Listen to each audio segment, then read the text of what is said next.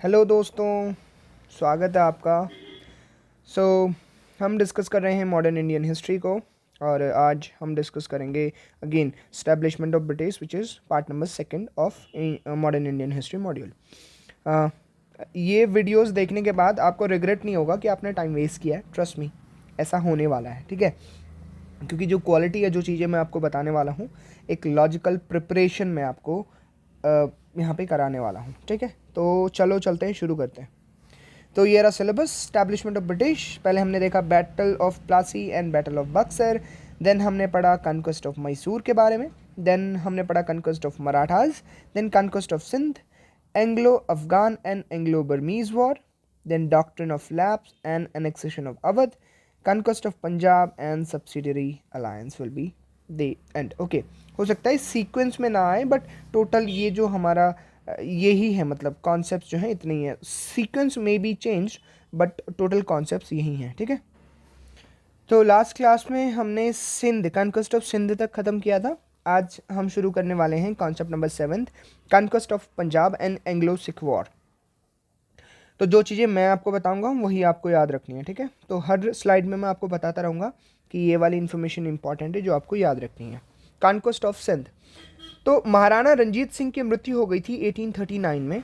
उसके बाद state, the Punjab state, वो एनार्की में चला गया, मतलब वहाँ पे अराजकता फैल गई। In the first Anglo Sikh war 1845 to 1846 Britishers ने डिफीट किया सिक्स ट्रूप, जो सिखों के ट्रूप्स थे, और एक ट्रिटी ऑफ लाहौर साइन की गई। तो याद रखिएगा, पहली लड़ाई, पहली एंग्लो सिख वॉर में अंग्रेजों, सॉरी, पंजाब, ये जो सिख आर्मी थी उनकी डिफीट होती है, पंजाब की हार होती है, एंड एक ट्रिटी वहाँ पर साइन की जाती है, the treaty of Lahore, that's it. Now treaty of Lahore में क्या होता है? तो ट्रिटी ऑफ लाहौर साइन की जाती है 9 मार्च ऑफ 1846। मैं भी इस ट्रिटी को देख रहा था बैठ के जब ये ट्रिटी साइन हो रही थी, और पीस ट्रिटी थी ये, है ना, वाज अ पीस ट्रिटी। जिसके बाद इसके बाद जो है, इस ट्रिटी के बाद पहली एंग्लो सिख वॉर ख़त्म होती है, ठीक है। तो इसमें जो गवर्नर थे, इंपॉर्टेंट नाम आपको याद रखना है कि किस गवर्नर ने ये साइन की थी। That is governor sir Henry Hardinge, ठीक है। तो सर हेनरी हार्डिंग का नाम आपको याद रखना है, and 2 officers of east India company, ठीक है। और सिख की तरफ से जो थे 7 साल के छोटे बालक, दैट इज महाराजा दुलीप सिंह जी ने ये ट्रिटी साइन की थी, ठीक है। और 7 और मेंबर थे लाहौर दरबार की तरफ से, ठीक है, but that is not important. आपको एक तो गवर्नर का नाम याद रखना है और एक दुलीप सिंह जी का, कि भाई 7 ईयर किड जो था वो साइन कर रहा था इस ट्रिटी पे। According to the treaty, Sikh territory was reduce to the fraction of its former size, ठीक है। तो इन्होंने क्या किया कि जम्मू एंड कश्मीर को पंजाब से अलग कर दिया था और उसको बेच दिया था डोगरा राजा को वहाँ के, ठीक है। तो जम्मू एंड कश्मीर को उन्होंने वहाँ से उन पंजाब से अलग कर दिया। The territory to the south of river Sutlej and the territory in the Jalandhar Doab between the river Sutlej and Beas. तो ध्यान रखिएगा, सतलज एंड ब्यास के बीच में की जो जितनी भी टेरिटरी थी उनसे छीन ली गई थी, ठीक है। ओके, फर्स्ट वॉर हारने के बाद, पहली लड़ाई हारने के बाद अब होती है सेकेंड एंग्लो सिख वॉर, ठीक है। अंग्रेजों और सिखों के बीच में एक दूसरी लड़ाई होती है। अब इस लड़ाई का बैकग्राउंड ये था कि जो सिख आर्मी के जो कुछ ट्रूप्स थे, पहली हार के बाद उन्होंने रिवेंज करना शुरू, रिवेंज लेने के लिए उन्होंने रिवॉल्ट करना शुरू किया था अगेंस्ट द इंग्लिश। तो उन्होंने रिवॉल्ट शुरू कर दिया, जिसकी वजह से जो एग्रीमेंट हुआ था between the English and Sikh, उन्होंने वो जो एग्रीमेंट था, जो ट्रीटी थी, उसको वॉयलेट किया और अंग्रेज़ों की टेरिटरी में ये सिख आर्मी के कुछ ट्रूप्स घुस गए, जिसकी वजह से second Anglo Sikh war start होता है 1848 टू 1849। 1 साल तक चला था, जिसमें अंग्रेज़ों ने बुरी तरीके से सिख आर्मी को खदेड़ा, और इसके बाद with this the whole Punjab come under the British control. तो इसके बाद जो है ब्रिटिश आर्मी पूरे पंजाब पे कंट्रोल कर लेती है, ठीक है। तो इस तरीके से पंजाब भी ब्रिटिशर्स के अंडर आ जाता है। नाउ नेक्स्ट कॉन्सेप्ट है doctrine of lapse. Doctrine of lapse एक पॉलिसी थी बाय ब्रिटिश। तो डॉक्ट्रिन ऑफ लैप्स जो है एक एनेक्सेशन पॉलिसी थी, मतलब ये कब्जा करने वाली पॉलिसी थी, जिसके अंडर जो था, जो ब्रिटिशर्स थे वो इंडियन स्टेट्स को अपने कब्जे में ले रहे थे। अब वो कैसे कब्जे में ले रहे थे उसको आगे पढ़ते हैं। The doctrine of lapse was a annexation policy purposely devised by lord Dalhousie. तो ध्यान रखिएगा, लॉर्ड डलहौजी साहब ने ये डॉक्ट्रिन ऑफ लैप्स पॉलिसी को बनाया था, ठीक है। 1848 टू 56 तक 56 तक चली है, फिर 1857 की क्रांति हुई और उसके बाद जो है इस पॉलिसी को ख़त्म कर दिया गया था। अच्छा, डॉक्ट्रिन ऑफ लैप्स के अंडर क्या होता था, जो प्रिंसली स्टेट से जो छोटी छोटी टेरिटरीज थी, छोटे छोटे किंग्स की, इसमें क्या होता था कि ब्रिटिशर्स की जब ये डॉक्ट्रिन ऑफ लैप्स की पॉलिसी को ये छोटे छोटे स्टेट्स जो साइन कर लेते थे, तो ब्रिटिशर्स की डायरेक्ट इन्फ्लुएंस होता था इन स्टेट के अंदर, ठीक है। दैट इज पैरामाउंटसी, है ना। तो ब्रिटिश पावर जो थी सुप्रीम हुआ करती थी। ये राजा लोग ब्रिटिशर्स के सामने, मतलब ब्रिटिशर्स के अंडर काम करते थे, ठीक है, ठीक है। तो इसमें क्या था, जो स्टेट था वो वैसल स्टेट बन जाता था। वासल स्टेट मतलब क्या होता है कि एक हायर अथॉरिटी है और जो स्टेट है वो लोअर अथॉरिटी की तरह काम कर रहा था। तो ब्रिटिशर्स जो थे वो हायर अथॉरिटी पे थे और जो छोटे छोटे स्टेट, जो प्रिंसली स्टेट्स थे, वो उनके अंडर काम करते थे, ठीक है। इसको कहते हैं सब्सिडियरी सिस्टम, ठीक है, सब्सिडियरी सिस्टम। ओके, अब ये कैसे होता था, इसमें ये ब्रिटिशर्स का एक नियम था कि अगर जो राजा जी का, जैसे जो प्रिंसली स्टेट थे उनके जो किंग थे, अगर उनका मेल हेयर नहीं होता, मतलब उनकी आगे संतान नहीं होती, मेल है ना, मेल संतान नहीं होती, तो इसका मतलब ये है कि उनकी मतलब अपनी मेल संतान होनी चाहिए, अडॉप्टेड नहीं होनी चाहिए। जैसे झांसी के साथ हुआ था, झांसी की रानी ने एक सन को अडॉप्ट कर लिया था, तो अंग्रेज़ों ने ये मना किया कि आप जो है अडॉप्ट सन को किंग नहीं बना सकते, आप डॉक्ट्रिन ऑफ लैप्स के अंडर आते हैं, ठीक है। नाउ इसके अंडर जैसे कि मैंने आपको बताया कि ब्रिटिशर्स कंट्रोल कर लेते थे पूरे स्टेट पे, क्योंकि उस राज्य का, उस प्रिंसली स्टेट का कोई मेल हेयर नहीं हुआ करता था, ठीक है। तो जिसके अंडर ये उस स्टेट पे कंट्रोल कर लिया करते थे।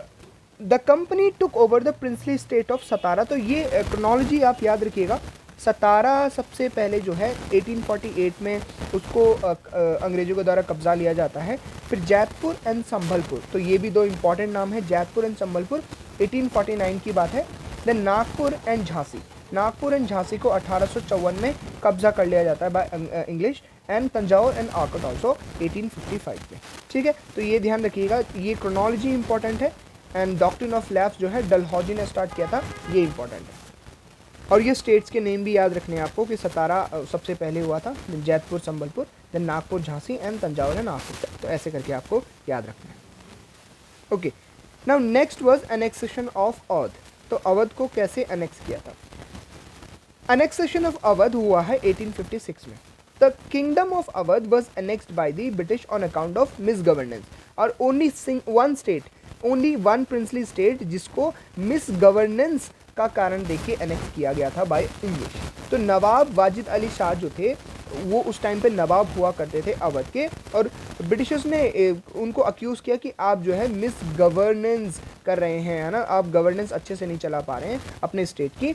तो इसलिए जो है अंग्रेज़ों ने 1856 में लॉर्ड डलहौजी ने ही अवध को भी एनेक्स कर लिया था। Awadh was the only Indian state whose ruler Nawab Wajid Ali Shah was deposed on the ground of misgovernance. तो याद रखिएगा, केवल एक ही स्टेट ऐसा था जिसको मिस गवर्नेंस के कारण, और उसका मेन एनेक्सेशन का मेन कॉज क्या बताया गया, miss governance. Only single state था ऐसा, अवध। ओके, अगला जो कॉन्सेप्ट है वो है एंग्लो अफ़गान वॉर। तो अंग्रेज़ों ने अब अफ़गानिस्तान वाले एरिया पे अटैक करना है और धीरे धीरे करके अफ़गानिस्तान को भी कनकर कर लेना है, उस पर कब्ज़ा कर लेना है। तो the interest of the British government of India in Afghanistan in the 19th century was to ensure that the Russian Empire did not have an influence over Afghanistan. तो उस टाइम पे रशिया और इंग्लिश के बीच में रशिया की हमेशा यूरोपियन कंट्रीज़ के साथ एक एक फ़ाइट रही है, एक उनके बीच में आपस में कॉन्फ्लिक्ट रहा है। तो बात है जब 19th century की, है ना।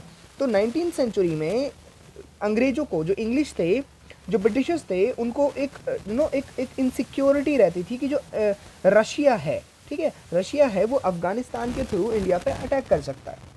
तो इसलिए उन्होंने एज अ बफर स्टेट, जब उन्होंने अफ़गानिस्तान पे अटैक किया तो अफ़गानिस्तान को उन्होंने एज अ बफर स्टेट की तरह यूज़ करने के लिए उसका कन्क्वेस्ट किया था अफ़गानिस्तान को, ठीक है। तो मेन रीज़न क्या था अफ़गानिस्तान को कन्कर करने का, अफ़गानिस्तान पे अटैक करने का? क्योंकि उनको रशियन इन्वेजन का डर था, कहीं रशिया इंग्लिश टेरिटरी पे यानी इंडिया पे अटैक ना कर दिए। तो एज अ बफर स्टेट अगर कभी फ्यूचर में रशिया इंडिया पे अटैक करता है तो अफ़गानिस्तान अंग्रेज़ों के लिए एज अ बफर स्टेट की तरह काम करेगा, ऐसा सोच के अंग्रेज़ों ने अफ़गानिस्तान को कन्कर किया, ठीक है। तो एंग्लो अफ़गान वॉर 1830 की बात है। इन द 1830 जो ब्रिटिश एम्पायर है वो फर्मली इंट्रेंच इन इंडिया, है ना, पूरी तरीके से फैल गया था इंडिया में, पूरी तरीके से ब्रिटिशर्स ने इंडिया पे कंट्रोल कर लिया था। बट 1837 का टाइम है जब अफ़गानिस्तान में इंस्टेबिलिटी फैली। तो इंस्टेबिलिटी फैली, है ना, जिसकी वजह से जो ब्रिटिशर्स थे उनको डर हुआ कि कहीं जो है रशिया अटैक ना कर दे अफ़गानिस्तान के थ्रू इंडिया पे। तो जिसकी वजह से 3 वॉर लड़ी गई बिटवीन ब्रिटिशर्स एंड अफ़गानिस्तान। इसमें ब्रिटिशर्स को लॉस तो बहुत होता है but ultimately Britishers stood victorious, है ना, ब्रिटिशर्स जीत जाते हैं। अच्छा, इस टॉपिक पे जब मैंने बुक्स पढ़ी तो उसमें बहुत सारी इन्फॉर्मेशन दे रखी है, अगेन जो कि इरेलेवेंट है, उसका कोई भी रेलेवेंस नहीं है एग्ज़ाम के लिए। अगर आपको मज़े के लिए पढ़ना है तो that is different thing, but अगर एग्ज़ाम की बात करें, है ना, स्पेशली यूपीएससी एग्ज़ाम के लिए, उस इन्फॉर्मेशन का कोई रेलेवेंस नहीं है। तो ये फिल्टर्ड इन्फॉर्मेशन है जो यहाँ पर लिखी हुई है, ठीक है। इसमें से भी कुछ कुछ चीज़ें याद रखनी है, जैसे एंग्लो अफ़गान वॉर कब शुरू हुआ, तो अबाउट 1830 आपको याद रखना है। क्यों, उसका कारण क्या था, तो मैंने आपको बताया कि जो ब्रिटिशर्स थे उनको डर था कि कहीं रशियन इन्वेजन ना हो जाए इंडिया पे, तो इसलिए उन्होंने अफ़गानिस्तान को as a buffer state use करने के लिए अटैक किया। 3 लड़ाइयाँ लड़ी गई, तीनों जो है ब्रिटिशर्स जीत गए। The interest of the British government of India in Afghanistan in the 19th century was to ensure that the Russian Empire did not have an influence over Afghanistan, कि कहीं अब क्योंकि अफगानिस्तान इनस्टेबल था, वहाँ पे स्टेबिलिटी कम थी, तो जिसकी वजह से अंग्रेज़ों को ये चाहिए था कि अफ़गानिस्तान के ऊपर जो है रशियन इन्फ्लुएंस ना फैले, इसलिए उन्होंने अफ़गानिस्तान पे अटैक करके उसको कब्ज़ा लिया, ठीक है। आखिरी जो लड़ाई लड़ी अंग्रेज़ों ने that is Anglo Burmese war. Again books में बहुत सारी इन्फॉर्मेशन दी होती है बट यहाँ पे एक ही स्लाइड में मैंने एंग्लो बर्मीज़ वॉर को ख़त्म किया है। The reason for the war in 19th century was to get control over north eastern province, that's it. 3 लड़ाइयाँ लड़ी गई एंड ब्रिटिशर्स ने तीनों लड़ाइयाँ आराम से जीत ली। तो इसी के साथ establishment of British in India ख़त्म होता है। देखो ये फिल्टर्ड इन्फॉर्मेशन है और यही रेलिवेंट है, इसके अलावा कुछ भी नहीं पढ़ने की ज़रूरत। देखो बुक्स हम पढ़ेंगे बट जब मैं बुक्स को पढ़ूँगा तो मैं आपको बताऊँगा कि हर पेज में 1 से 1.5 लाइन इंपॉर्टेंट है, उसके अलावा कुछ नहीं, ठीक है। तो ये फिल्टर्ड इन्फॉर्मेशन है, ये रेलिवेंट इन्फॉर्मेशन है। इसके अलावा न तो एग्जामिनर, देखो माइन्यूट इन्फॉर्मेशन जो माइक्रो इन्फॉर्मेशन होती है उस पर क्वेश्चंस नहीं बनते हैं, ठीक है, ब्रॉड क्वेश्चंस बनते हैं जो कि हम पढ़ चुके हैं। माइन्यूट जो माइन्यूट इन्फॉर्मेशन है, जो माइक्रो इन्फॉर्मेशन है, वो हिस्टोरियन के लिए है क्योंकि उन्होंने रिसर्च करनी है, उन्होंने हिस्ट्री की बुक्स लिखनी है, तो वो हिस्टोरियंस के लिए हैं। हमें ब्रॉड इन्फॉर्मेशन की ज़रूरत है जो हम पढ़ चुके हैं। और जो स्टूडेंट्स हैं, जो कैंडिडेट्स हैं इन एग्ज़ाम्स के, प्रॉब्लम यही है क्योंकि उनको कोई बताने वाला ही नहीं है कि किस डेप्थ तक आपको पढ़ना है, ठीक है। तो ये हमने ख़त्म किया और इसके बाद हम चलेंगे सीधा रिफॉर्म्स इन इंडिया जो कि 19th सेंचुरी में या 18th और 19th सेंचुरी में किए गए थे इंडिया में, उनके बारे में हम नेक्स्ट क्लास से नेक्स्ट लेक्चर से पढ़ने वाले हैं। So this is it for this video, thank you for watching.